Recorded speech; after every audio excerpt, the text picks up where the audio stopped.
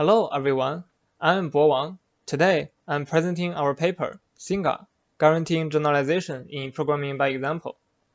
Let's first look at a simple scenario. Bob is a busy PhD student, and he has a task to tokenize some string values in a dataset. He wants to use a comma to separate the first four words. However, Bob is not familiar with programming, but luckily, Bob has a programming by example synthesizer. Bob shows what he wants in the form of two input-output examples to the synthesizer. The synthesizer produces some program f that satisfies them. Bob then applies the synthesized function f on the dataset. However, a lot of errors and unexpected results appeared. The synthesized function f does not generalize. What is going on here? It turns out that the synthesized function f overfits the two examples Bob provided. Actually, there are 10 to the 20 syntactically different programs in the synthesizer's hypothesis space that matches those two examples.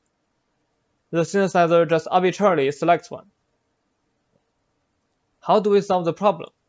In this scenario, if Bob provides more examples to the synthesizer, there are not many candidate programs left, and the synthesizer can assert that, even in the worst case, all of the remaining 18 candidate programs are very likely to be close to the target. The result is actually much better than the worst case since all the 18 programs left are fully correct on this text input domain. The chosen one is shown on the right side. The reason behind this is that when the synthesizer searches for a program that matches all the L examples provided, as we provide more L examples to it, two things will happen. First, there might be fewer candidate programs left. Second, we can have higher confidence that the remaining programs generalize. Both things lead to less overfitting. But how many examples are enough? In this paper, we propose an algorithm named SynGuar for PBE synthesis to achieve provable low generalization error with high probability. And we show how it can be used in some well-known program synthesis approaches for PBE setting, such as Prose framework and Stone approach. We also show some empirical results for sample size sufficient for generalization in string manipulation benchmarks. We try to answer the question that how many examples are sufficient to achieve a generalization goal. The goal is to return a program f from a program space H that is close to the target with high probability. Close to the target means that it makes few mistakes on unseen examples. This is ultimately the goal in machine learning and also many synthesis tasks. Formally, here it means that the expected error on the IL distribution should be smaller than epsilon. High probability is to say that the chance of outputting a program f have expected error larger than epsilon is very small, smaller than delta. We assume that the IO examples are obtained by IID sampling. To know how many samples are needed to achieve the generalization goal, we can apply a classical result from learning theory. We know that for a finite hypothesis space H and a synthesizer that always produces a program from H that is correct on all provided examples, with sample size at least this much, we can achieve our generalization goal. However, the first challenge is that the hypothesis space can be huge for synthesizers, which leads to large sample size if we directly apply the result. For example, the synthesizer Bob is using has a program space with more than 10 to the 100 different programs. How can we have a practical sample size estimation? Recall that as more examples are provided, we might have fewer candidate programs left. Thus, if we apply the formula after seeing some examples, we might have a better sample size estimation. Let's look at Bob's scenario. When he provides the first example, the size of the hypothesis space is 10 to the 42. If we see more and more examples, there are only 18 programs left after 12 examples are provided. If we decide to apply the classical result at this point, we only need around 100 examples to achieve the generalization goal. The total sample size is less than 150. However, when should we make such a decision to apply a classical result?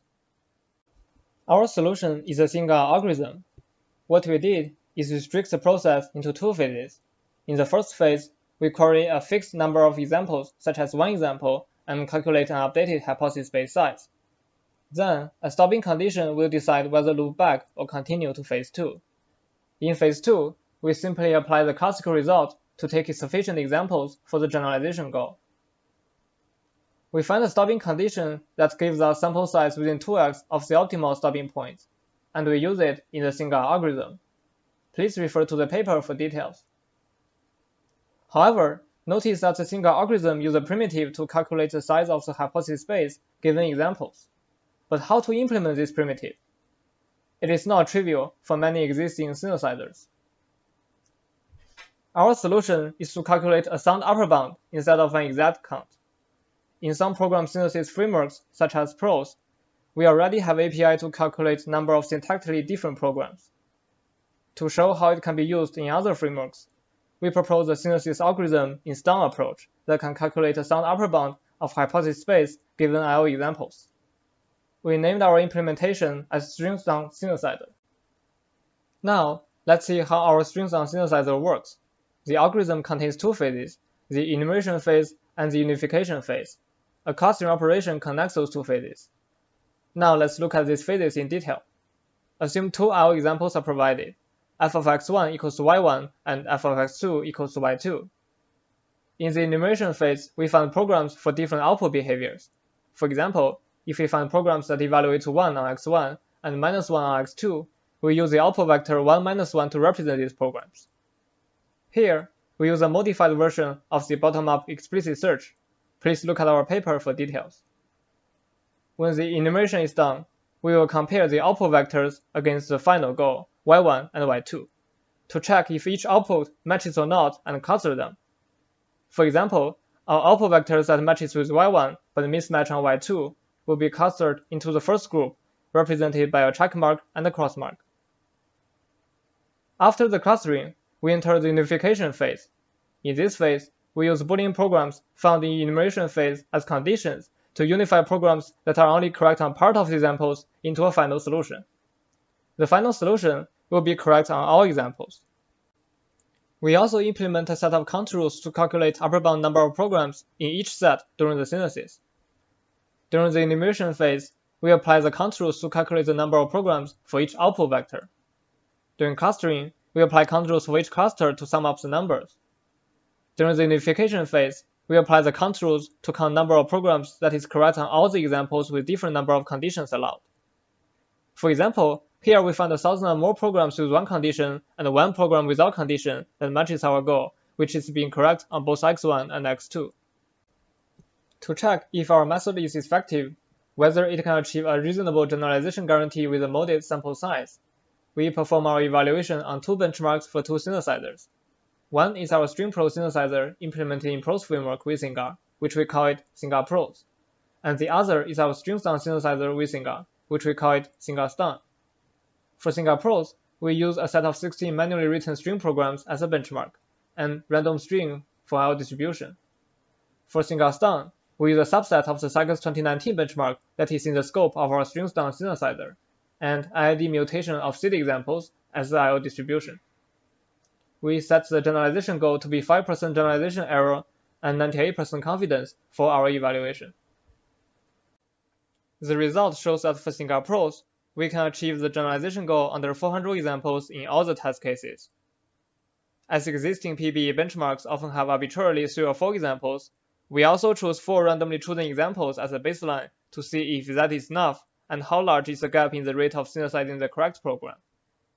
The result shows that the baseline often overfit, and using SynGuar to achieve generalization goal will significantly improve the rate of synthesizing the correct program. For SynGuar STAN, we have similar results. There is also a significant improvement over baselines, where the first baseline is using 4 randomly chosen examples, and the second baseline is using the 2 to 10 seed examples provided in the Cycles benchmark. Here is a small interface showing how the hypothesis space drops as we see more and more examples, and how our synthesizer converges to a function close to the target. In conclusion, this is the first paper to show how to provable synthesis programs under PBE settings that have low generalization error. We use a classical result from pack learning theory in a dynamic way that still gives us a sound generalization guarantee. Empirically, we also show that a few hundred examples suffice in our evaluation setting. Some interesting future work might be extending it to agnostic PSE setting, where not all the examples can be satisfied, and how to handle hypothesis space that is uncountable. Please read our paper and try our tool. Thanks for listening.